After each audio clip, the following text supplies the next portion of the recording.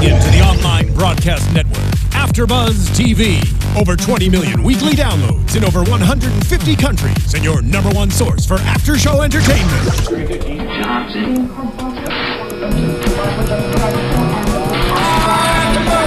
AfterBuzz TV, the destination for TV superfans. Producing after-shows for over 300 of your favorite TV shows. Interviewing celebrities and showrunners. And bringing you behind-the-scenes exclusives. All thanks to E! Entertainment's Maria Menounos, producer Kevin Undergaro, and internet leader Akamai. Now, let the buzz begin! Hello and welcome to an all-new UFC on AfterBuzz TV. My name is Daria Berenato, and we're here with Mr. J Tan today, but ex-nay on George Hermoso. Yep.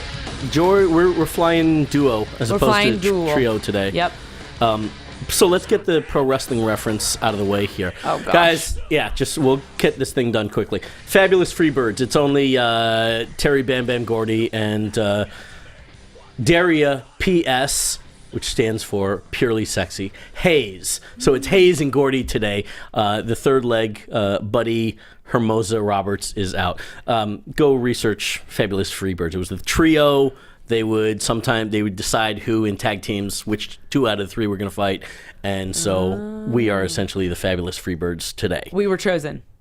Yeah, we chose ourselves. Because... we opted Jorge out today. Yeah. Jorge Hermoso Roberts is out doing his thing. All right. Yeah. Well... P.S. and Bam Bam holding it down. P.S. and Bam Bam. I like it. It sounds good. UFC Fight Night 62 also sounded pretty good. Maia versus LaFlare delivered in Rio de Janeiro, Brazil last night. Let's start off. You want to go over the results and then we'll talk about some of the good ones? Yeah. There was tons of action on this card. The undercard delivered just as well as the main. We have 4 performance bonuses, but no fight of the night again. And we also have quite a questionable referee call. We'll talk about that in a minute. Yeah. But let's start from the bottom. We have Bentley, Dr. Bolivia Seiler versus Freddie El Profe Serrano. Bentley was actually a teammate of mine, American Top Team. But unfortunately, he got KO'd in the round 3 after a pretty entertaining fight. Next you weren't there to help train with him. What? Because you weren't there to help train with him. That's probably what it was. I mean, I'm just the same size as his opponent. He wouldn't have had that problem with Systems Training Center. Yep, sure. Next on the fight card, ironically, is my current training partner and teammate, not Jorge, but Jorge de Oliveira faced off against Christos the Spartan Yagos, who is also been on our show. That's right. We gave him some AfterBuzz luck. I think the buzz rub continues to roll, right? Continues to work. Christos defeated Jorge in round 1 via rear naked choke. Flawless victory, amazing double leg takedown into that rear naked. That was an excellent performance. Very good performance. If there were to be a couple more bonuses, I'm sure he would have gotten one. Then we had Leandro Mafra versus Kane Carriazo. Mafra defeated Carriazo via unanimous decision, 30-26, 30-27, 30-27. Next, another Leandro Silva this time versus Drew Dober. This is the one with some controversy. Silva, I guess you could say, defeated Dober via guillotine in round 2. What happened was the referee pulled Silva off of Dober while... Dober off of Silva while Dober was in the midst of escaping the guillotine. I guess he thought he saw some sort of tap, or he thought that Dober fell asleep there. Yeah, he hasn't come out and spoken publicly, and I really doubt that we will hear from the referee. Eduardo Herdy is his name, who himself apparently has is a fighter, a former fighter, 2-0 record. To set the setting, I believe he was in half guard. Silva, yeah. Silva had a guillotine on Dober from bottom. Dober was essentially in half guard, or was it side position? No, he's in half guard. Okay, half guard to the side. Yeah. He was safe. He was on the other side of... He was on top of him in half guard. Right. But he was pretty safe from... Silva didn't really have the choke in or anything. No, and the commentators even say it. They're like, he's not going to lock it up tight. He's on the wrong side. Yeah, he was on the far side from where his head was.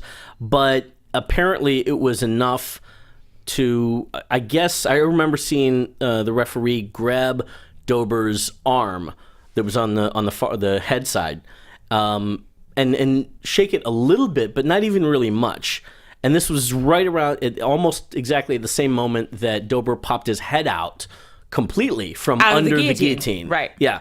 But Eduardo Herdy, as soon as he grabbed Dober's arm, he called off the match itself. Just to let you guys know, when you grab the arm there as a referee, you're kind of checking to see if they're still awake. If there's any movement, movement and conscious. Because there wasn't any visual eye line to see Dober's hands to see if he was tapping. Right. And there wasn't a tap later on when they played different camera angles. There wasn't a tap. There definitely wasn't a tap. There definitely wasn't a tap. No. Yeah. And I didn't see a tap to begin with. I didn't even see a reason to stop it. I mean, I'm very, very confused. I think it was one of those things where he committed to it and he had to do it now, because once you stop a fight, you stop a fight. There's no turning back. I would love to talk to Big John McCarthy or Herb Dean about that.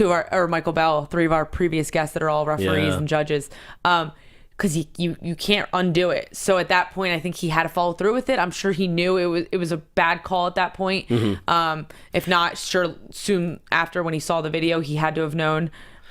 You know what amazes me too is that he continued to ref the show after that. He did at least 2 other fights, right? And in a situation like that, I'm amazed, frankly, that the Brazilians didn't boo him out of the arena. Yeah. Because there's a lot of calls in MMA history where you just got to stick to your guns, and what you saw is what you saw. One that comes to mind was. Who am I thinking of? Uriah Faber versus it was Herb Dean when he was reffing Uriah Faber versus Renan Barão, I believe, and he felt that Faber was taking a lot of shots to the head, and he called it, giving Barão the TKO win. That's one thing when you're determining whether a fighter is still in the game or not.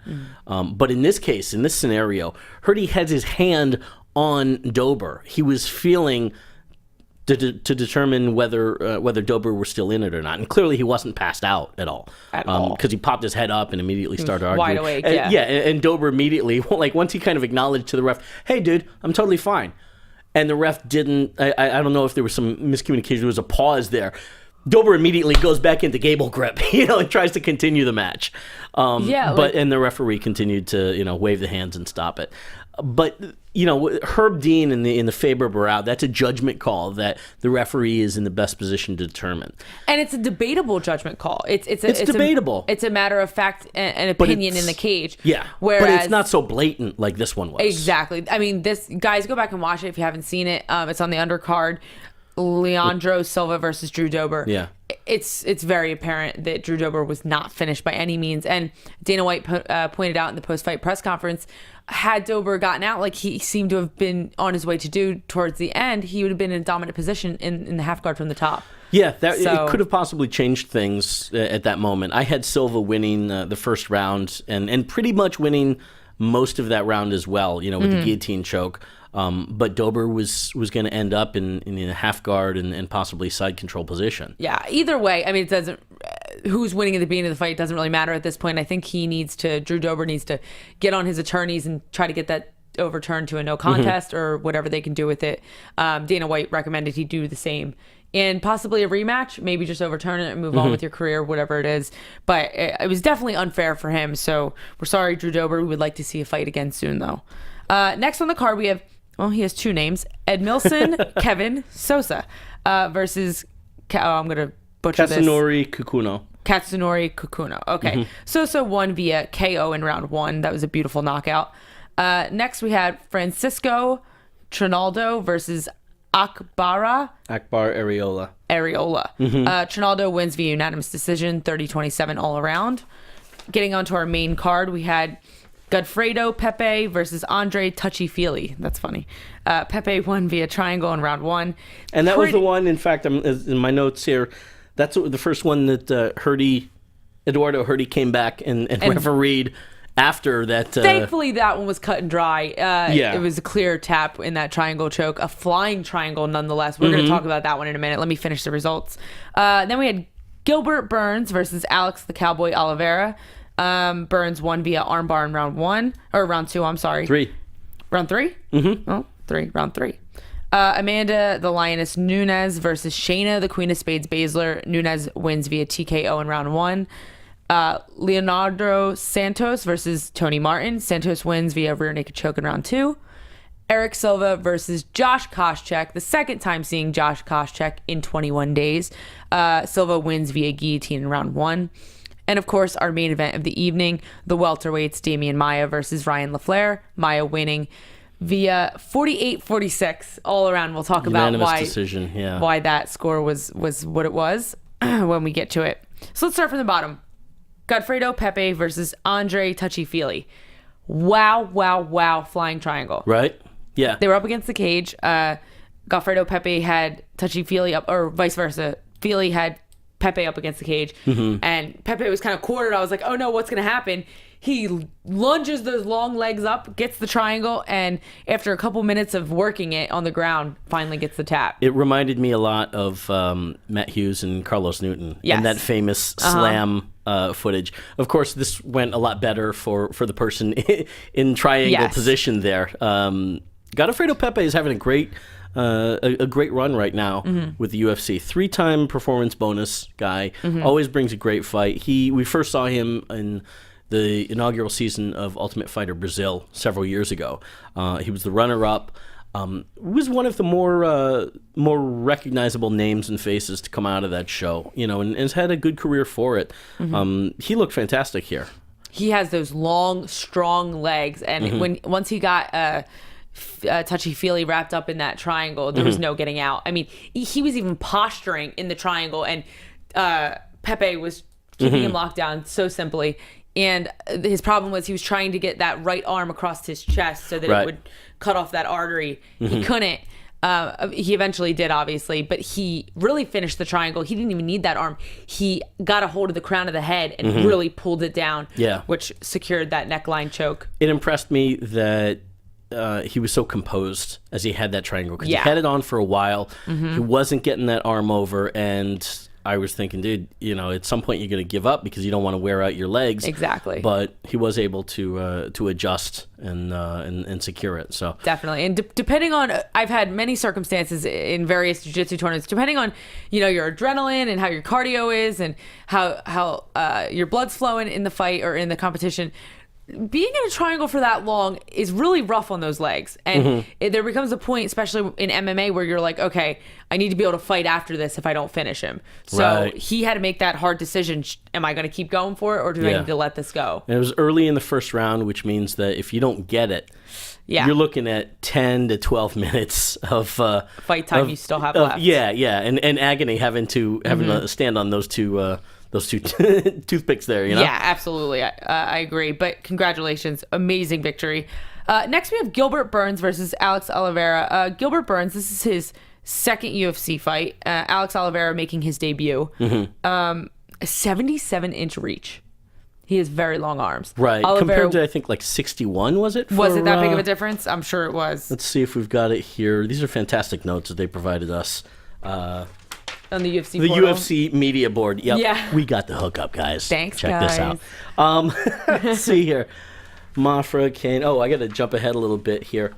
It was a great... the match itself, I thought, was a lot of fun. It was. Because Burns was not really having much success the first two rounds. Right. And then coming back to secure the win, there wasn't really... I think Dana White and the powers that make the decisions were right in saying there really wasn't a fight of the night on this show. Right. But if you had to pick one, this would probably be the one with the most compelling storyline, because Burns was down pretty significantly going into the third round. But he found something and was able to turn things around here. Got his reach there? You know what? It doesn't. Oh no, it does have the reach. 71 inches to Alex Oliveira's 76 inches. So only 5 inches of reach there. 71 to 76. Is that what it says? Still significant. But Oliveira, first time that we've seen him. Of course, his nickname is Cowboy. Which, kind of ironic in that that's the second Cowboy we have in the lightweight division. And it's strangely enough, for whatever it was, his posture and his fight stance in some ways reminded me a lot of our guy, Mr. Cerrone. Yeah, I think he has a similar build to Cerrone too. Kind Maybe of that's that what it was. taller, Yeah. still kind of muscular but lean guy. That hunched posture a little bit with the shoulders, nice kicks. Yeah. I Kind see of lanky it. and lean, jumping around a lot. A lot of movement, just like Cerrone. His hands were a bit lower than Cerrone's typically are. Cerrone, keeps his hands up pretty high and fundamental, but Oliveira had a very interesting stance and he movement. was wild and aggressive, and he kept his hands low, like you said. He was swinging some haymakers from the waist, but and then he would go up and throw clean ones down the pipe. Maybe even a little bit Nate Diaz too. A little bit, yeah, right? a little of the taunting kind of mentality. But Gilbert Burns seemed to have such trouble dealing with that reach difference. Even if it was 5 inches, 6 inches, whatever it was, he's built so differently than Oliveira. So I think he was having a really hard time finding that distance and getting in. And I think he would think he had the distance, throw a haymaker, and it was 5-6 inches away. Yeah. Still, so he was having a really hard time getting in. I think he was hunting for that takedown the whole time, which rightfully so. He's an amazing jiu-jitsu practitioner. He's a Vitor Belfort's jiu-jitsu coach. Yeah, he's with the Black Zillions, three-time world BJJ champion, or at least medalist, I believe. Right, and once he got him to the ground, that was it. It was over, and he obviously finished him via armbar from mount. We don't see those too much in MMA. I mean, it's obviously a common submission. We all learn it. But a lot of the time, it's hard to get that armbar from mount, except unless you're Rhonda Rousey, of course. Then you get the armbar from wherever the hell you want to. Then you can get it from wherever the hell you want to. Including the next street over. Yeah, right. He was fighting he had an omoplata for a long time. And it looks like he had it. Sticking with that position, huh? Right? And he was... his opponent Oliveira was turning out of it and rolling out of it, and you're like, oh, he's out. Oh, no, he's not. Oh, he's out. No, he's not. Great positioning. For the guys that don't know or listening to us on iTunes, an omoplata, how do you describe it? It's a shoulder lock. Shoulder lock, yeah. With your legs wrapped around the guy's shoulder arm. Yeah, his shoulder and arm. Kind of in a Kimura position, almost like taking the back of the arm and wrenching it into the fist into the guy's back. Yes. Right? Which the torque is on the shoulder itself. Yes. And, it's a hard thing to pull off. You really got to be in the right position on the ground, and really your butt sitting next to a guy on your opponent who should be laying on his stomach. I mean, I know there's other ways to set it up. He's on all fours usually. Right. Yeah, exactly. Yeah. That's a tough one to cinch in, really. The reason why it's tough, Jay, is because a lot of guys can limp arm out of it. Right. That's usually the escape. You limp arm out. And that means you just pull the arm out. It means you let your arm literally go limp and you slide it out. It's like, I guess it's like a wrestling technique, jiu-jitsu, whatever. But it's letting your arm go limp, and you can kind of slip it right out because it's a really hard position to get, because you're not tight on the guy the whole time while you're getting it. Right. You have to have some space so you can get it under there. So it's a very, high risk, low reward move in the sense that I don't see it pulled off a lot. Right. Beautiful attempt by Gilbert Burns. All he needed was to get that hand of his opponent that was kind of tucked under his own waist. If he would have gotten that hand out and been able to crank it, it would have been over. That torque would have done it. It was stuck. You saw him looking at his cornerman, which was so funny. He looked at him for a good 5 seconds like, what do I do? Obviously he knows what to do. He's a genius. He's a black belt. I think he's like a 4th degree black belt. So he obviously knew what he had to do, but he couldn't do it. Couldn't figure out how to get the next angle or set up. But he ended up transitioning beautifully into that armbar.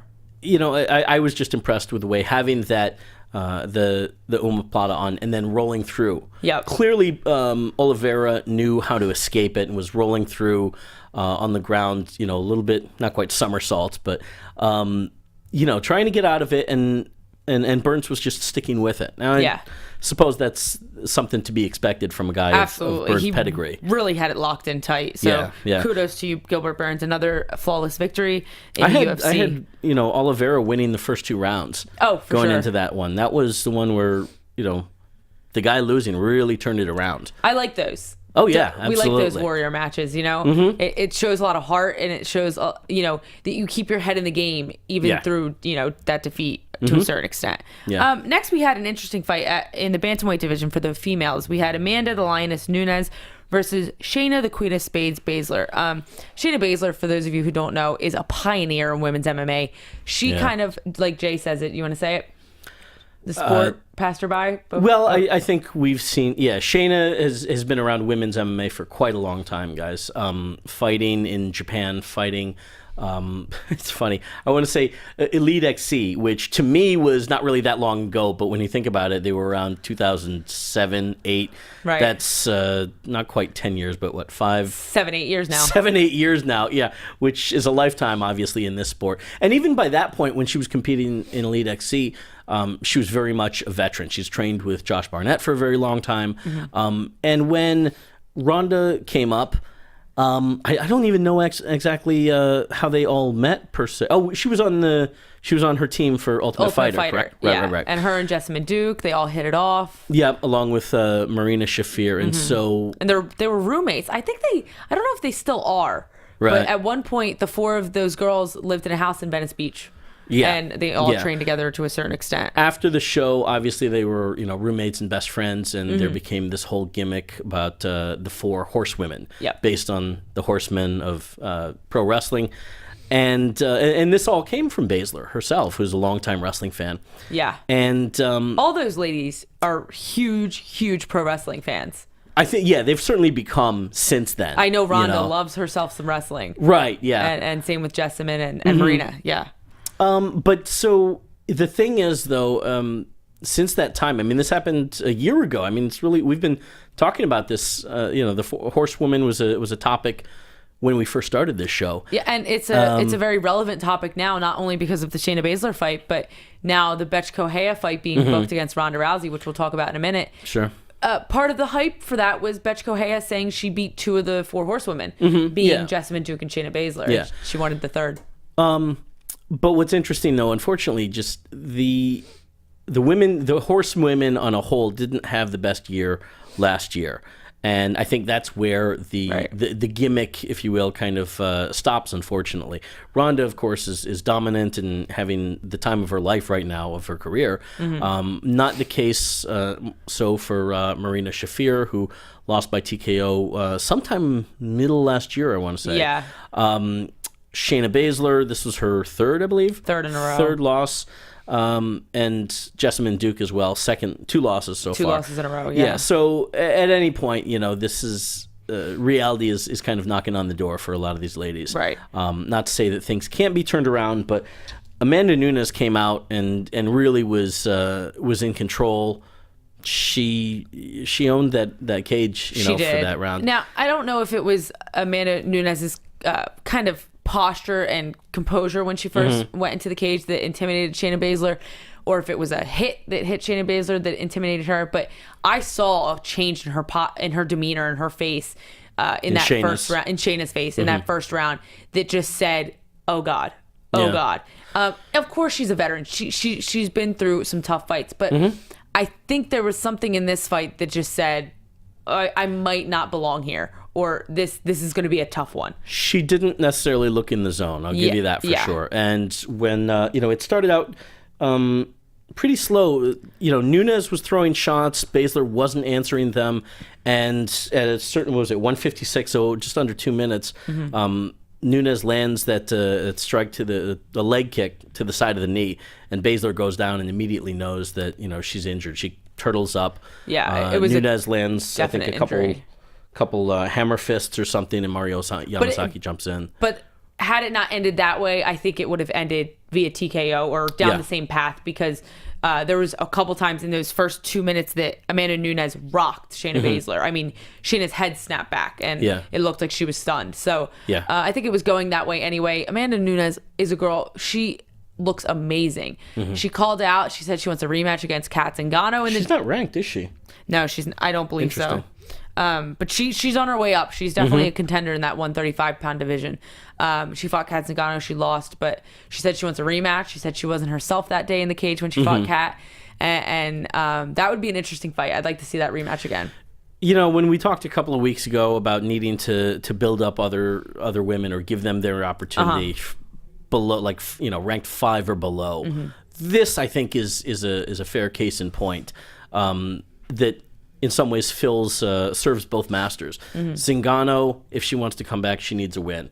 And Nunes is somebody that she's got to win over. Yeah. Nunes wants revenge. Nunes to Zingano. Now, that's quite a jump when you're talking about the rankings. You know, somebody that's probably number 2 or 3 in Zingano.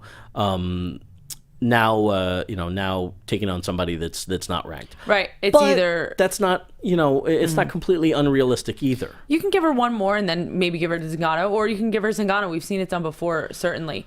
Yeah. But a good point to argue is that Dana White obviously sees something in this bantamweight division. He obviously doesn't think that that there's nobody left. He knows there's these hard contenders down there, maybe in the bottom of the division that people haven't seen yet. Because, we originally talked about it on the show a couple weeks ago. You didn't think that Rousey was going to book a fight in the next year, or at least for a year. And no, I'm not trying to argue. I'm not trying to argue. But I was surprised too. Yeah. He booked her. I guess it's like 6 months later. About 5 months. About yeah, 5 we're months looking later. at 5 months.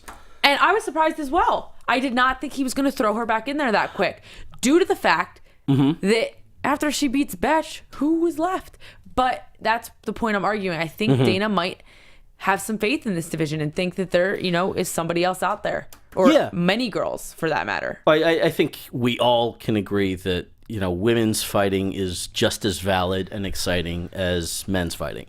And so to that end, obviously the UFC wants to have women's divisions, plural, in there. Right. I was surprised that, I was a little bit surprised that Rhonda got booked so fast. The argument that we were having, obviously, was that if she was going to fight in the spring, right, who would she 2 fight? months. And that was my bone of contention. Right. But, and to that end, also, I was saying that we should try and build up, or I'd like to see some of the other women built up.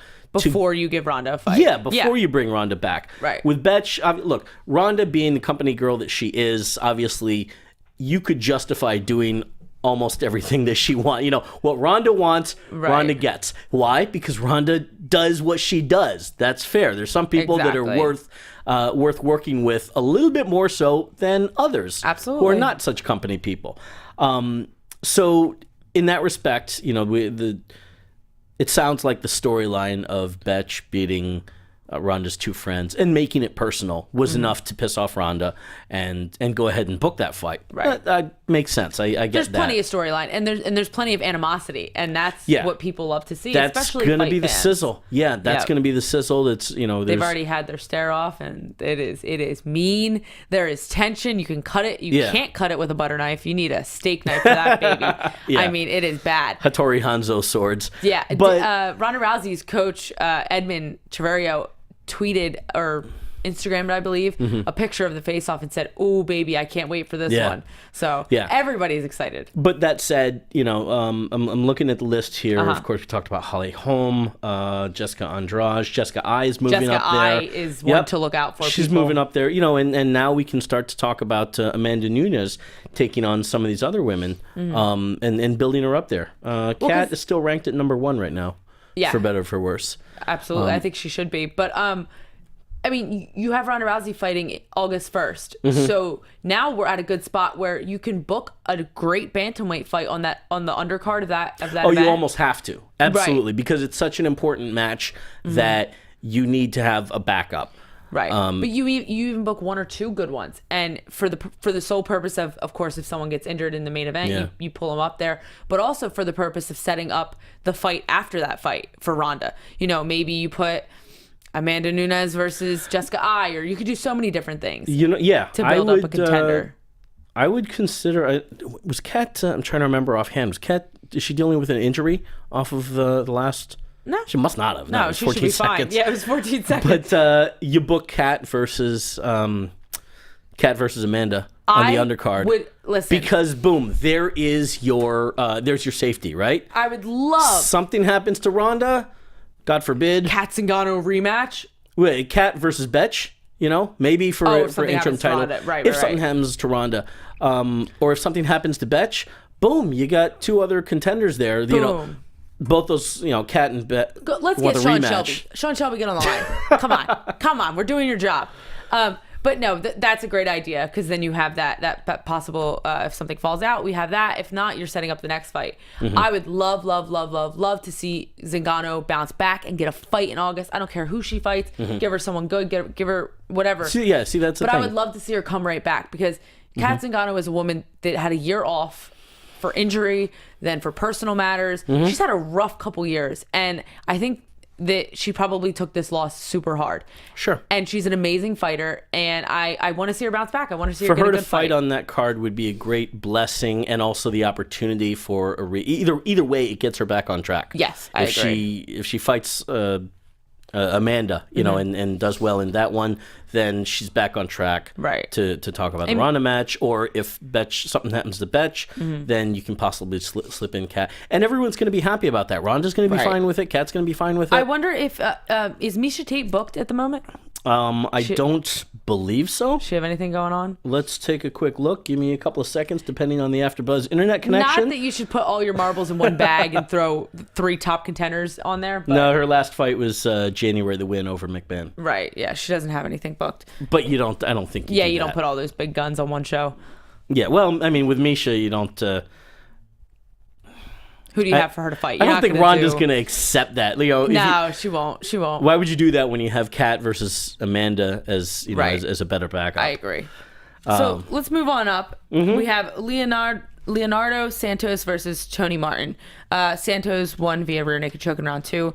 Santos was really finding his range very well from the start of the fight, really landing some clean straight punches, and obviously finished it with the rear naked choke. I thought both of them looked good. I was impressed with Tony Martin as well. Yeah. Again, a tall, lean guy for that weight class. It seemed like he was having success coming over the top with straight combos to the head. Yep. And let's see. What do we have? I'm trying to remember the setup here. A lot of in the second round. In fact, I gave Martin the first round there by 10-9. The second round, full mount hooks. Once Santos got him in on bottom, I remember he had the trip takedown on Martin. Yep. And then worked to get the back and the hooks and stuff. He comes from let's see here. 4-time world BJJ champion. That's right. Winner in the welterweight division for Tough Brazil too. Yep. It was a good performance by him. Yeah. You heard John Anik say as soon as Leonardo Santos got Tony Martin's back, he's like, oh no, it's over. This guy is dangerous on your back. So he delivered, and it was quickly over. The Brazilians had a very good night overall, let's say. Listen to this statistic that you did. Did you count them? I did, not including, let's see, well, I'm looking here, guys, at red corner, blue corner, and the Brazilians, I think there was only one match. Yeah, one match that was Brazilian versus Brazilian. In the red corner, which typically comes out second, and is usually the favorite of the favorite to win. It was Brazilians across the board in the red corner, and everybody except for one. Well, except technically for 2. Because the opening match, Bentley Seiler versus Freddie Serrano, there was not a Brazilian involved. That's true. Okay, so technically 2 matches where a Brazilian didn't win. Yeah, technically 2 matches, but of 1, 2, 3, 4, 5, 6, 7, 8, 9, 10, 11. Wow. Actually, you could say 11 matches, although you could say 12 because one of those matches was Brazilian versus Brazilian. True. So either way, you were going to come up there, right? But so all of them won except for George Oliveira versus Christos. Christos was the spoiler there. My teammate. I'm so proud. I love this statistic. As soon as he came up with it, I was like, bam! The only American to come to Brazil and to win. Now, a lot of these Brazilians train in America. And represent America, of course. Gilbert Burtons is with the Black Zillions, but the way we did the poll was totally more interesting. I mean, they are all of Brazilian heritage. Yes. Yeah. So that happened. Next on the card, we have some welterweights, I believe. Yep. Erick Silva versus Josh Koscheck. Josh Koscheck, like I said, fighting 2 fights in 21 days. Yeah. I think this fight was the last on his UFC contract. Silva won via guillotine in round 1 anyway. Koscheck looked good in this fight. I hate this. It was so short, so I can't. I hate saying that, but he looked good. He looked confident. He looked aggressive. For the time that he was in there, right? For the time that he was in there. He looked so much better tonight, or last night, I'm sorry, than 21 days ago. Yeah. 22 days ago. He was, I think we've seen the best days of Josh Koscheck are probably behind him. Yeah. He was a last-minute replacement for Ben Saunders, who was injured. So, to be fair, Koss, in some ways, wasn't ready. But then again, he had peaked not that long ago, and presumably did not, didn't kind of go to pot right after that. Right. And I think he wanted to get the tinge of the Jake Ellenberger loss off of, the monkey off of his back. And yeah, so, it made sense for him to jump in there. Absolutely. That's what you do as a fighter. I mean, typically when you lose, and you ask anybody, you're ready to fight right after. You're ready for a fourth round, aren't you? You go in the locker room and you're like, I want a fourth. I said in my last fight, to be honest, I went to the referees. I said, can we do a fourth round? I was kidding, but I was serious, to a certain extent. Yeah. All you want to do is just keep going because it's your life, it's what you love to do. Yeah. So Josh Koscheck, the same thing. He took this fight. He was like, yes, I can revenge a loss. He looked amazing, but he was all right. He did get nailed. Silva dropped him at least once, and he rocked him a second time, before setting up what was a really great-looking tight guillotine against the cage, I believe. Jump guard, locked in a guillotine choke. And, I mean, Erick Silva looked flawless in this fight as well. When I say Koscheck looks amazing, let me rephrase. He looks amazing. His mental state. He looked in the game. He looked in the zone. Yeah. Not technically or ability wise. He looked in the zone. He looked ready to fight. But Erick Silva looked amazing. He looked strong like always. And he, like you said, he dropped him a couple times. Yeah. He had the front headlock in the beginning of the first round. I thought he was going to finish it right then and there. But they got back up. They went to the ground again, the same exact front headlock, and then he finished it with a guillotine. Koss is kind of in that scenario, like Shayna Baszler, figuring out how much farther do you go? What do you do next? Yeah. I think there's a couple options floating around for both of them. Like we talked about earlier, as a Koscheck or as a Shayna Baszler, Koscheck's 37 years old. And so you say to yourself, okay, I could leave and go to a smaller organization, fight some slightly lower level guys, still make a career out of this. I don't think that's going to happen. Keep trucking for a couple years, or you stay with the UFC and you say, give me some sort of commentator gig, or you stay in the game somehow, but you just don't fight anymore, like a Rich Franklin or Kenny Florian. I'm looking at Koss's record since 2002. This was his fifth loss in a row since 2002. He's lost to Johnny Hendricks by split decision, TKO to Robbie Lawler, KO from... Look at the guys he's fighting. Exactly. Tyron Woodley, Jake Ellenberger, and Erick Silva. He's acknowledged that this sport is passing him by. Guys, we've talked about this before, and you fans know this enough. You've watched enough of this sport to know. Nobody stays young forever. You eventually have to step down from the pedestal. And it's the right thing to do for safety, for your health, for your livelihood. Koss certainly still has all his marbles together. Absolutely. And it's hard to justify 5 losses in a row, 4 of them by early finish. Geez. But there first round, second round, first round. Hearing what I just heard, there is some justification when you hear split decision loss to Johnny Hendricks, Tyron Woodley, Jake Ellenberger. 2 years ago. It is 2 years ago. Granted, he's fighting, top guys in the division. And tough guys, brutal guys almost, Yeah. But I think you're right. There's got to be another, I'm sure he's been thinking about what does he do after fighting. Yeah, well, the way that Dana White was talking in the press conference seemed like he almost had a plan for Koscheck, because he said, we'll talk in a couple days. And he quoted saying, I want to push him in the right direction. Right. So I don't know if that's retirement and getting him a job with the UFC or what that direction is, but I'm sure it's something that Dana White, he has good in mind for Josh Koscheck. Yeah.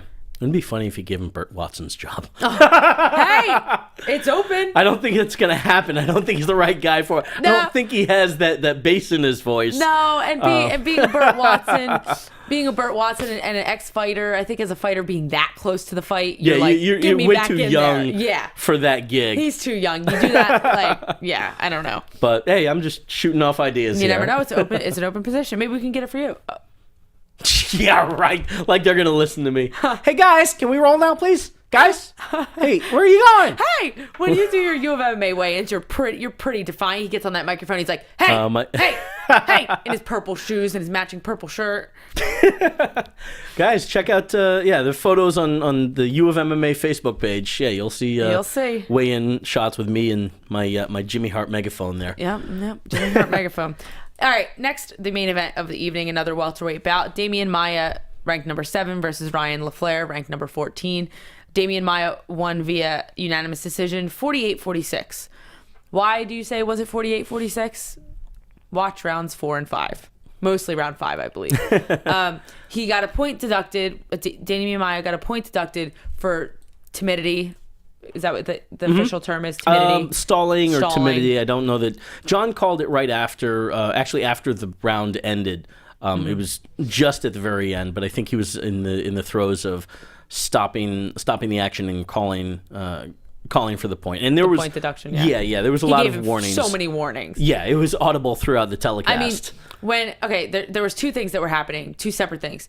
One, there's only 2 things that happened in that entire match, practically. Yeah. One, he was getting Damian Maia was getting taken down. He was going down willingly, and he was staying down for way too long. And John McCarthy was like, get up, and he had to tell him several times. And this is round 5. To be fair. He exhausted, championship rounds. That's why they call them championship rounds. They're for champions, They're hard to get through, I'm sure. So he's telling him, get up. And he's kind of just like sitting there, and finally he gets up. Then he was going to his back and pulling guard.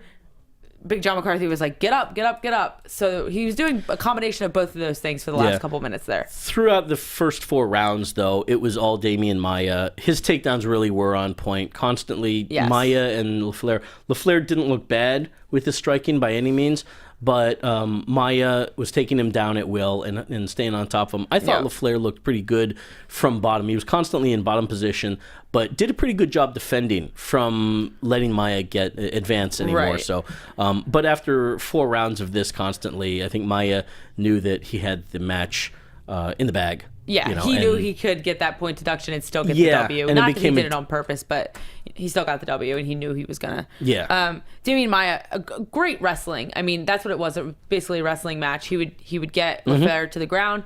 He would maintain. He was in his guard for a little while, but mostly he was in mount, and he would maintain that mount. LaFlare was wild from the bottom, and Maia was kind of just controlling very well from the top. Yeah. Not really transitioning too much for any kind of submission, but just keeping that top control, which is hard in itself. Yeah. And obviously, he ended up winning. He would have been 49-46 had that point deduction not happened. Right.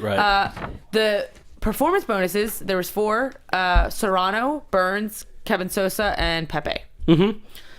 And Amanda Nunes and Erick Silva would be taken care of. They got a little under the table wink from Dana White saying, I think absolutely Christos as well really absolutely should have. He deserved a bonus as well. I agree, and I'm not just saying that because he's my teammate. I think he did amazing, and it was an excellent performance. It was fast too. Yeah. Yeah, he got a double leg and finished it with the rear naked. What more could you ask for? Let's talk about some fights coming up real quick before we wrap up. Ronda Rousey versus Bethe Correia, like we said, happening in August 1st. Yep. UFC Aldo versus McGregor. I can't wait to see that press tour happening. Like I said, guys, I'm on that hype train and I'm riding it to the top. And then Uriah Faber versus Frankie Edgar. Little East Coast versus West Coast action going to take place in a neutral territory in the Philippines. Yeah. First time in the Philippines, right? Yes, correct. And first time for the UFC. Fabio Maldonado versus Rampage Jackson? Yeah, what? You know what? We'll have to... Actually, is that happening? We have a couple of fight nights, so we'll probably have to get to that next 2 shows or so. Yeah, but there's an interesting storyline there to see if that match actually happens or not. Yes, there is some legal obligations that Rampage needs to take care of prior to that. But we will see. Guys, Daria B28. I changed my Instagram name to Daria the Jersey Devil. I think it's more suiting than Daria B28. Yeah. I'm the Jersey Devil now, guys. So find me there. J-Tan?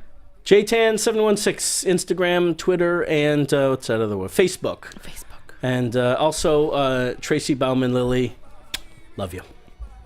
I love you too, Tracy. Who's Tracy?